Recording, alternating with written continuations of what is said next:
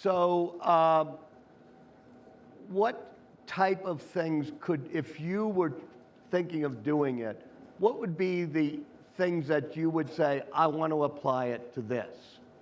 In embryos? Yeah. I personally am not ready to go there yet, I have to say. I think that, first of all, I think that there needs to be a broad, what we call sort of a broad societal consensus about whether that type of use of gene editing should proceed. And there obviously hasn't been the opportunity So yet if you knew that somebody genetically, an embryo, was going to get a fatal blood disease, you would not fix it? I would advise other approaches, I think, today. I think the use of it in a somatic cell kind of application should happen first.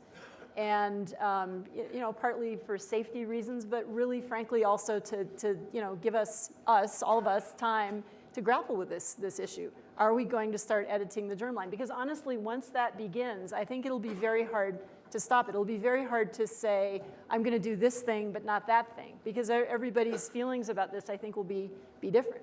And who decides? Who pays for it? There's a lot of. But you say we, the responsible people, should pause, put a moratorium, not do it till we grapple. Your co-author, Sam Sternberg, right? I think was a graduate student of yours? Yes, yeah. And so a woman, I assume it's a woman by the pseudonym, named Christina, who's I assume, an entrepreneur type. This is very recently. Yeah. Comes to him and says, let's do it. And she's trying to commercialize this, and she would, I assume, make all of our children taller and smarter. And it's pretty easy to do. Let's take a specific example that you could do with the gene, which I think is have stronger bones. That's a pretty simple genetic thing, right? Or bigger muscles. Bigger muscles. Two things that people might want to say, I want all my kids and kids' to have stronger bones and bigger muscles. And that's scientifically conceivable because those are truly things you can find on the genome that you could change, right? Right. I want to make sure I have the science right. Yeah. So Christina goes to your partner and says, let's market this.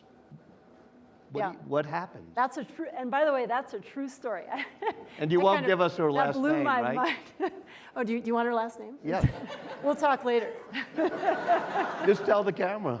I actually think it's, well, I'm not going to go there, but this is something that ought to be talked about more. If there are Silicon Valley entrepreneurs trying to hire you and your graduate students to market this, to make people's kids have stronger bones or bigger muscles, there probably should be more publicity. To my knowledge, that isn't happening today, but that doesn't mean it won't in the future. I certainly am aware of people that are... What happened? She came to Sam, right?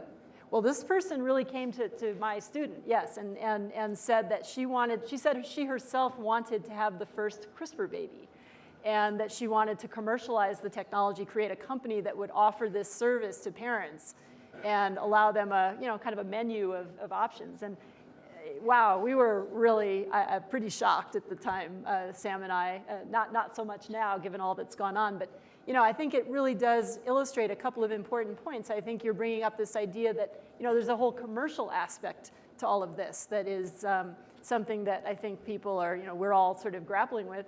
And secondly, it really does get to the moral and ethical challenges around this technology. Christina could not do that today in the United States, right? It would not be possible for her to do that, but could she do it in certain other parts of the world? Potentially, yes. Will you suspect that Christina, or some Christina like that, is now in Guangzhou, China, trying to make that deal? Let's just say I wouldn't be surprised if I were told that were true. So people in the United States who are wealthy enough and have the feeling they could go this far in the moral spectrum could, in theory, go to a company in the foreseeable future, say 5 to 10 years, and say, here's the menu I want on my baby.